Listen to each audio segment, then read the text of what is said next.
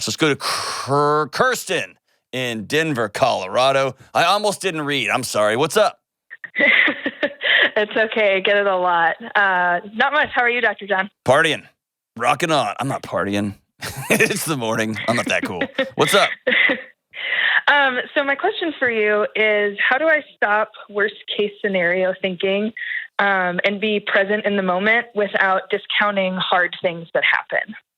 So that usually means a thing happened. What was it?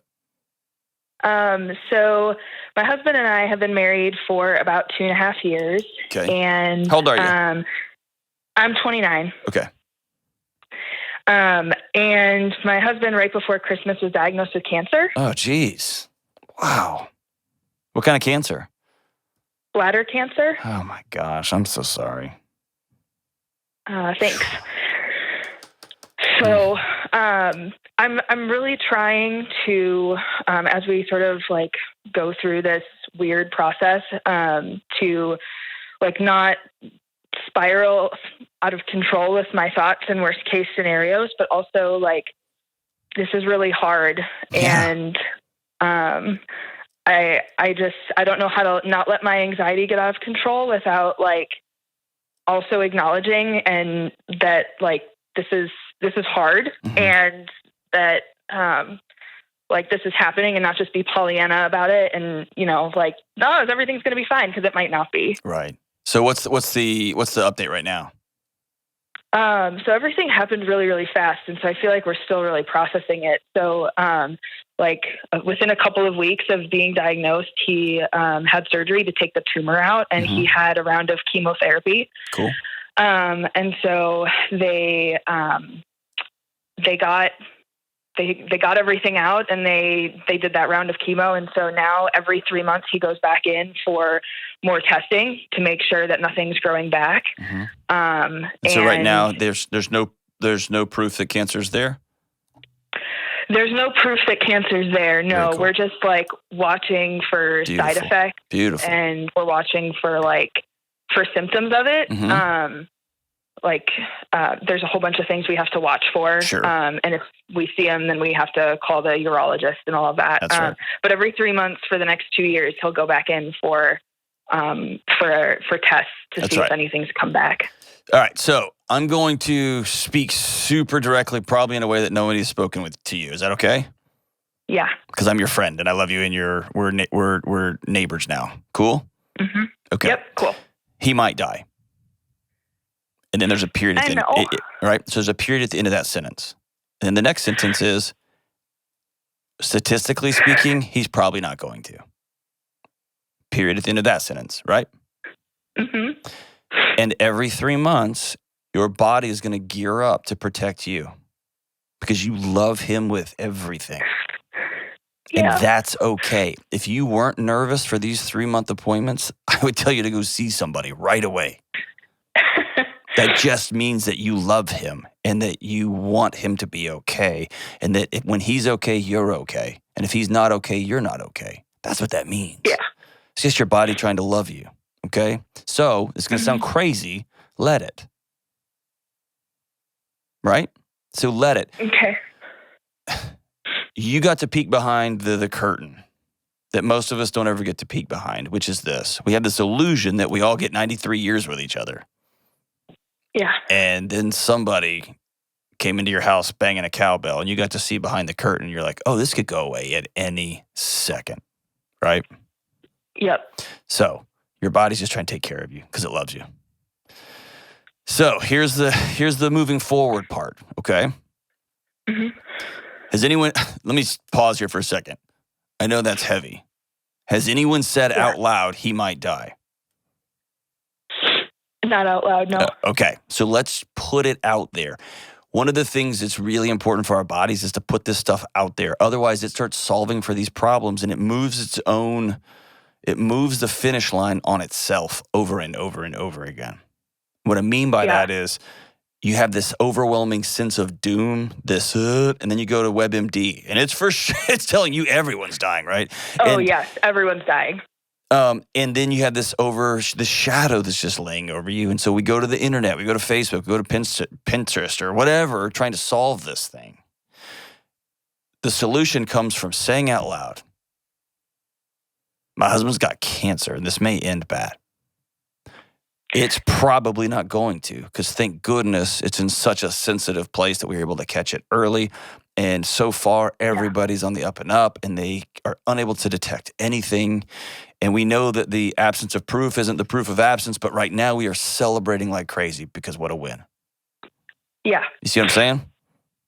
Yeah. I think right now, like, we have a great support system, but like, everyone is trying to be super supportive and positive in the only way that they know how. And so nobody says things like that. Like nobody says like, yeah, this really sucks and he could die. Like nobody says that. Everyone's just like, oh, he's 29. He's healthy. He's going to be fine. Right. Like everything's going to be fine. Okay. So just listening to you in a minute and a half, just me saying that sentence out loud instantly brought tears to your eyes.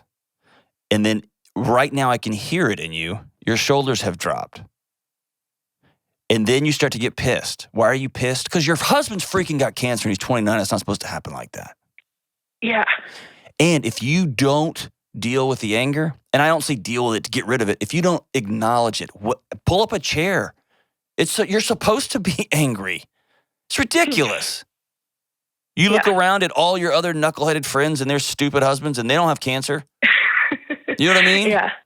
Yeah. And bladder cancer, what an I've got a family member right now with bladder cancer. That's a humiliating cancer. Yeah, you got a lot of people digging around in the goods. You know what I mean? Yeah. I don't want that. I don't want to go to these appointments. You know what I mean? So pull up a chair. Now, here's a couple of things that I've seen walking alongside folks. Number one, you suddenly found yourself, you alone, responsible for all the other people's well-being around you. Yep. Because, oh my gosh, he's got kids. And suddenly you're trying to take care of everybody else. Not just him, but like Aunt Martha and his mom and your friends. Oh, and now it's their thing. And now they're posting on their Instagram walls, pray for Dan because Dan's good. And you're just like, what do you, you know what I mean? Yeah. Number two, you don't have permission to laugh. You don't have permission to crack up, to be silly. To when he screws up the dishes, even though he's wheeling a bag behind him, to go, will you do the dishes right? You know what I mean? Mm-hmm. You haven't been touched other than desperation hugs. You have a right to have your full range of hurt and your full range of joy. And every time you laugh and you start to feel guilty because, oh yeah, he had cancer, just that's when you stop that thought train. Just stop it and go, nope, I get to laugh. You know what else I get? That dude, when he gets up and takes the cold peas off the off the unit, he's gonna vacuum because he can do it. You know what I mean? Yeah. So don't fall into the guilt trap of his needs are more important than your needs. Both of your needs matter here because here's why. He needs you to be strong, and you can only be strong if your needs are met too. Okay? Yeah. So decide what the next 2 weeks are going to, let's do this in bite-sized chunks. Let's get to the next 3 months, and let's get to the next 3 months, and let's get to the next 3 months. Mm-hmm. All right? And as best we can, you may have heard me say this. I don't know if I've ever said it on this show. I've said it before, but so I used to catastrophize financial stuff all the time. Wildly so. And I'm just smart enough to get myself into a hole that I can't get myself out of. And I would write these things out, and I'd find another article, and there's always somebody confirming what I thought. And so I would meet with CFOs. I would meet with all kinds of folks. I had access to some fancy pants money people, and none of them would, if they said things are going to be okay, I would say, well, you're dumb. And so I got myself into this spiral, right? The doctors probably looked at you and smiled and said, we got it. And you were like, yeah, but what if you didn't, right? This is a oncologist. This is their profession. This is who they are and what they do. And they are trained not to give false hope. But you, Kirsten, the 29-year-old wonder kid, knows more than the surgeons, right? More than the doctors. You're like, yeah, but you probably, what if you missed? So here we are. I had a buddy, and he gave me this line, and it changed my life. He's one of my best friends on the planet. So he's a banker, and I sat down and I was working through all the money stuff with him. I was like, what about this? What about this? What about this? What about this? And here's his line. He finally looked at me and said, John, I don't have a meteorite plan. I said, what do you mean? Mm. And he said, I got savings. I got rental homes. I got investments. I don't owe anybody anything. I got this. I got that. But if we get hit by a meteorite, I will deal with that then. If the US dollar just evaporates and goes away and everybody's trading digital art picture NFTs for food, I will deal with that then because we'll have way other problems, right? So Yeah. I tell you, you can't have a meteorite plan. So what does I'm that a planner. I know you are. I know you are. And part of this, the spiritual exercise here, is opening those tight hands. Yeah. And not shove. So we're going to plan, but we're going to plan for 2 weeks. What do 2 weeks look like? Mhm. What do I need in the next 2 weeks? What does he need in the next 2 weeks? How can we meet each other's needs? And for the things that we can't, maybe he's got to go to bed at 8 o'clock because he's still wiped out. Awesome. 2 nights a week after you're in bed, I'm going to go hang out with my girlfriends and we're going to laugh like crazy. You know what I mean? Yeah. You staying up after he goes to bed at 8, staying up till midnight, researching crazy medical journals is not helping. No, it doesn't. No, it just dumps gasoline on your face, all right? So yes, it does. be gracious with your body when it spins up. You almost Mhm. lost the wind in your lungs. Mhm. You should be scared. Yeah. And you can spray him with a water bottle. You can still do something sexy. You can still laugh at him. You can still shove him, unless he's going to fall over. Don't do that if he's going to fall over. You can still make jokes, whatever. Okay, it's both and. Yeah.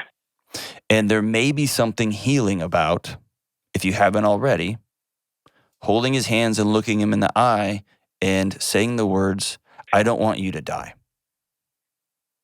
Mhm. And him saying, I don't want to die either. And you saying, I need you here. Say those words out loud and look him in the eye. And then let him know, we're in this together. Mhm. And by the way, nice place to get cancer, dude. Right? I know, it's crazy. He has no family history of anything like this. It's just like out of the blue.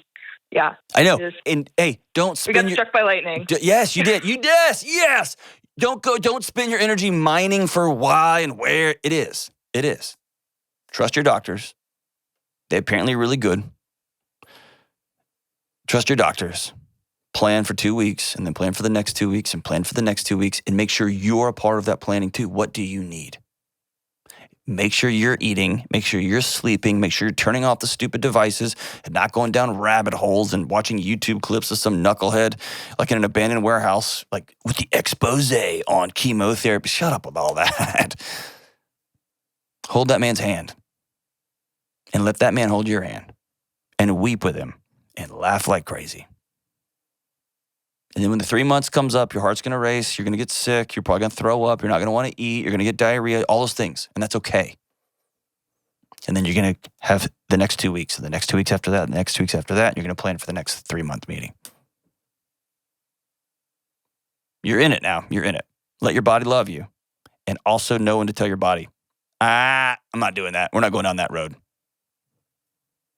I'm choosing a good day today.